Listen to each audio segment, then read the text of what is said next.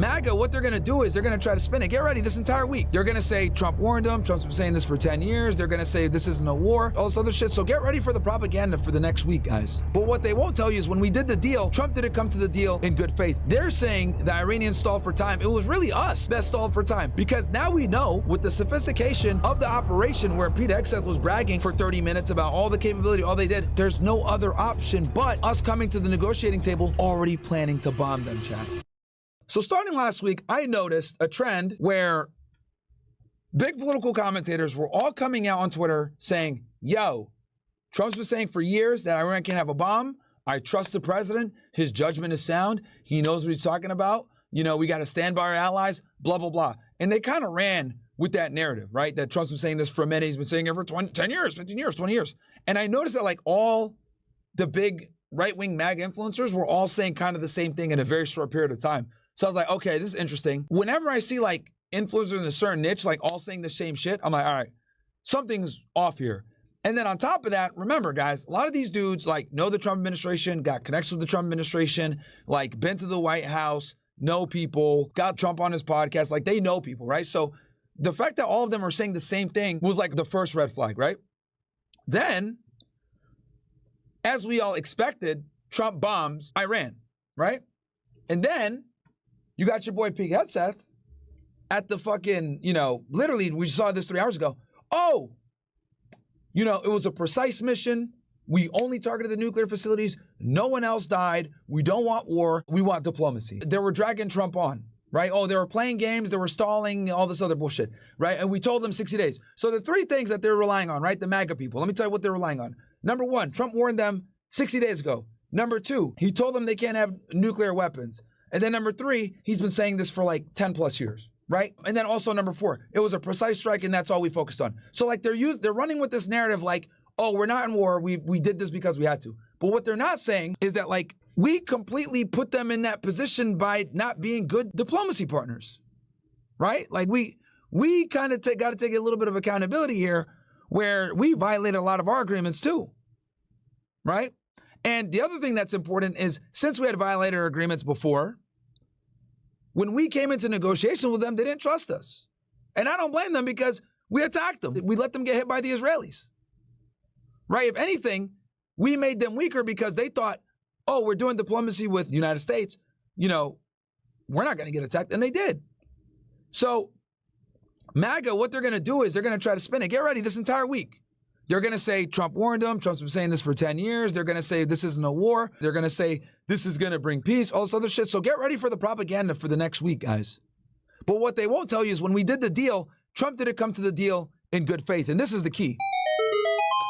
When we did the deal and we started the process, we didn't come in with good faith. We came in, you can enrich uranium, but it can't be weapons grade. Cool. Let's continue talks. Comes back. Steve Witkoff.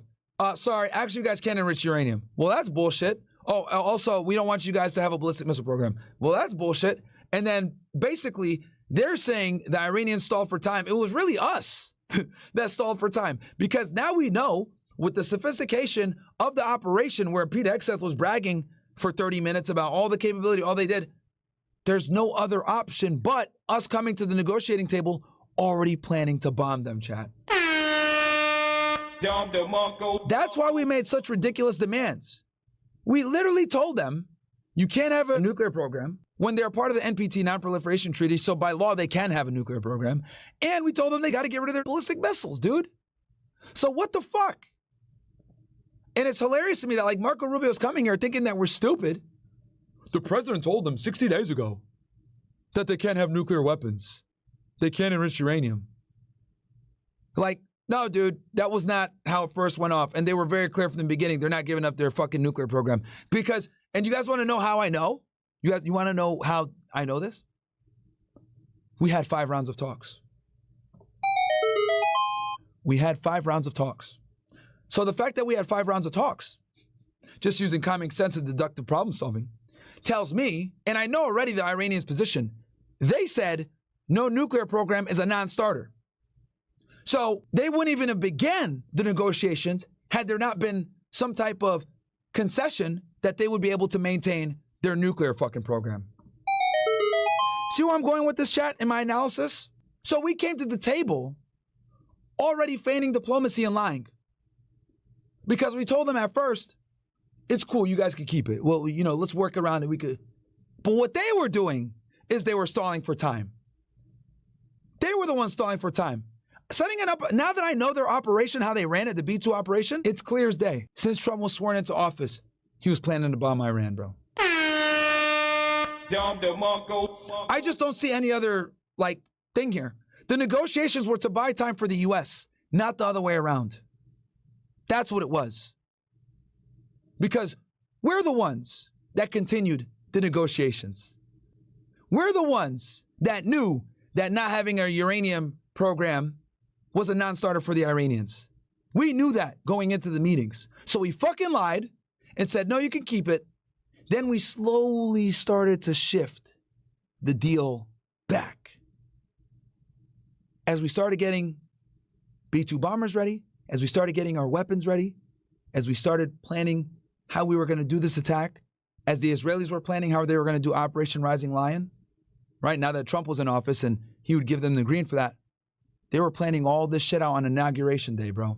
January 20th, they were doing all this shit. So in between Trump signing all these executive orders for the fucking cameras and shit like that, he'd go down in the fucking Situation Room and be on the phone with Netanyahu. Yeah, we're going to run this shit.